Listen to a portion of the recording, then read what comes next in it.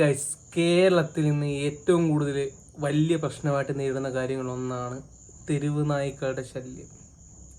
സത്യം പറയാം, എത്ര പറഞ്ഞാലും എത്ര ആൾക്കാർക്ക് കടി കൊണ്ടാലും എത്ര ആൾക്കാർ നാളെ ഇനി മരിച്ചാലും പണ്ട് ആരോ ഉണ്ടാക്കിയ ഒരു നിയമത്തിൻ്റെ പുറകെ കിടന്ന് ഒരുപാട് ആൾക്കാരാണ് നരകിക്കുന്നതെന്ന് വേണമെങ്കിൽ പറയാം.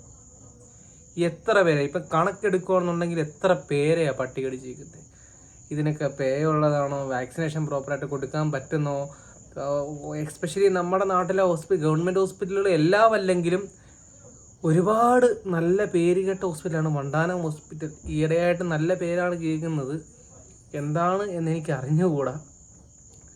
നിങ്ങൾ ബേസിക്കലി കൊച്ചു കുഞ്ഞുങ്ങൾ, സ്കൂളിൽ പോകുന്ന കുഞ്ഞുങ്ങളെ വരെ ഈ തെരുവ് നായ്ക്കൾ കടിച്ച് കീറുക. എന്തെങ്കിലും ചെയ്യാൻ പറ്റുകയാണെന്നുണ്ടെങ്കിൽ ഈ ഭരണാധികാരികളെന്ന് പറഞ്ഞിരിക്കുന്ന ചേട്ടന്മാർ അതുകൊണ്ട് നിങ്ങളെക്കൊണ്ട് ചെയ്യാൻ പറ്റുന്ന കാര്യങ്ങൾ ചെയ്യുക.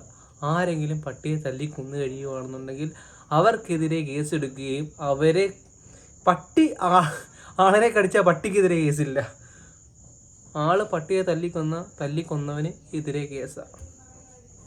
ഇത് ഇവിടുത്തെ ന്യായമാണ്. എന്ത് ന്യായമാണെന്ന് ചോദിച്ചാൽ പറയാൻ എനിക്കറിയത്തില്ല ഇതെങ്ങനെ പറഞ്ഞു തരണമെന്ന്.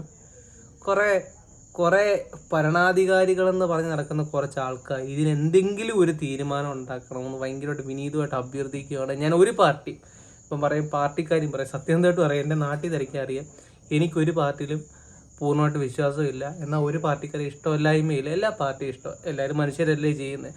ഓരോ ആൾക്കാർക്ക് ഓരോ അഭിപ്രായം, ഓരോരുത്തരുടെ കൂടെ നിൽക്കുന്നു. നല്ലത് ചെയ്താൽ എൻ്റെ കാഴ്ചപ്പാട് നല്ലതെന്ന് തോന്നുകയാണെന്നുണ്ടെങ്കിൽ നല്ലതെന്ന് പറഞ്ഞിട്ട് എനിക്ക് യാതൊരു മടിയില്ല. എന്തെങ്കിലുമൊക്കെ ചെയ്യാൻ പറ്റുമെങ്കിൽ ഒന്ന് ചെയ്ത് കാണിച്ചതാ സാറുമാരെ.